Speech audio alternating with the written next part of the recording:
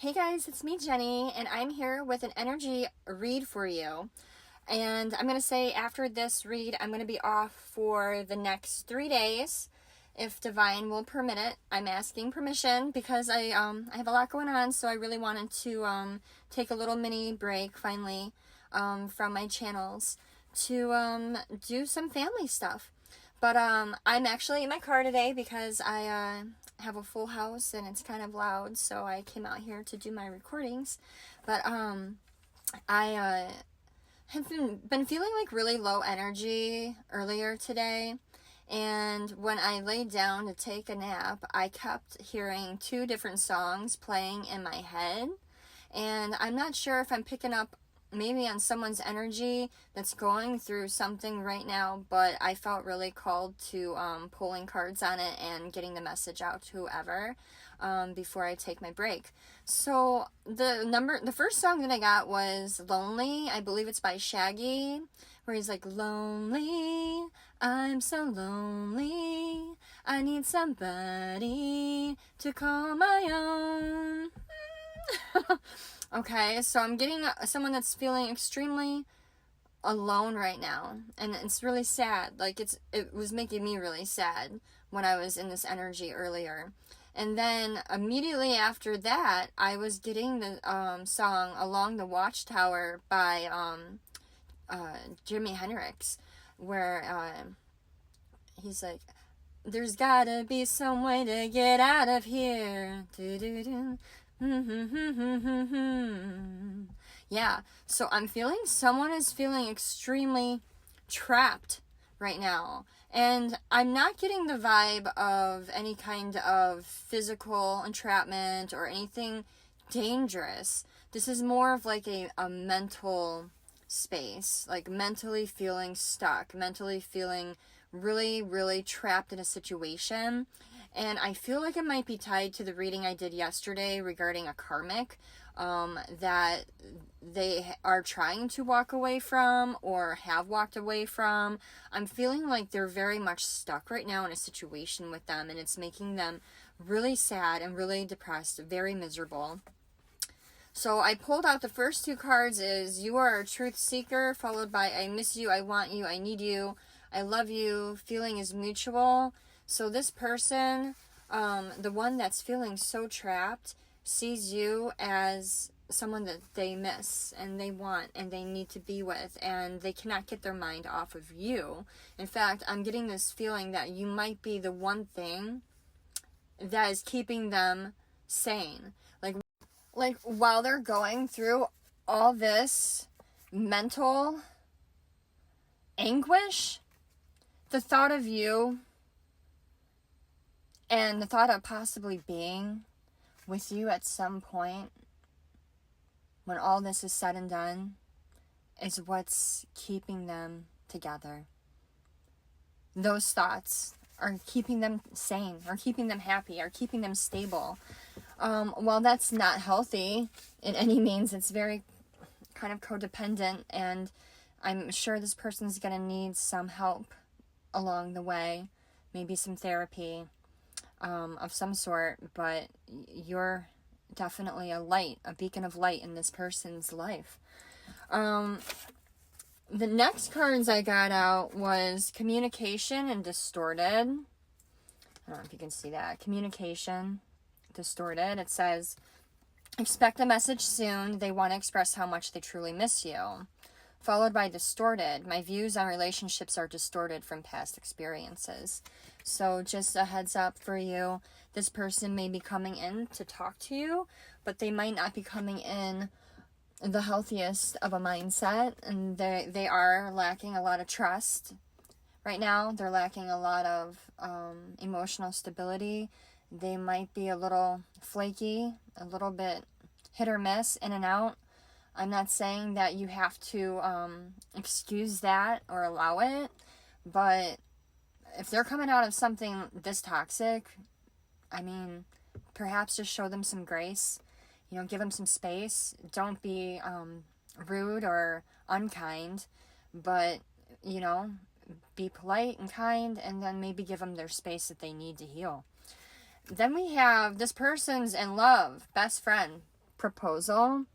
So they may be jumping out of this relationship with whomever this is, going in like full force, like full throttle, into thinking that this bond or this connection with you is going to be something that's beautiful and harmonious, and you guys are just gonna, like, kind of like a fairy tale, almost like a fantasy.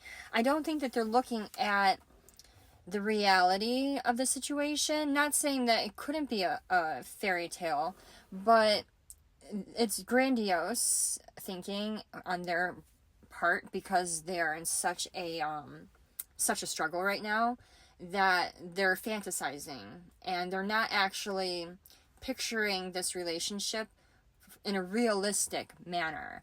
You know, like, everyone goes to work, everyone wakes up and, you know, has, you know, their morning coffee, and people have, they're not thinking real life situations. It's almost like they're picturing, you know, arriving to your house on a white horse with a bouquet of roses and playing that 80s song, "Won't You Forget About Me," I don't know.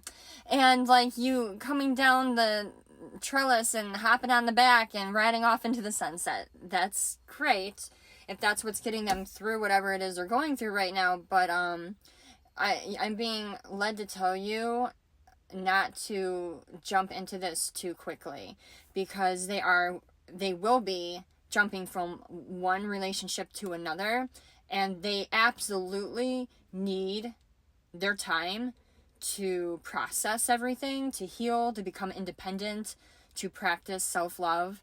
And when they are healed and fully independent and not codependent on a relationship, is the opportune time to finally make that step into a direction of a relationship, if that's what you wish. The last couple cards I got out was, so this is what that feels like.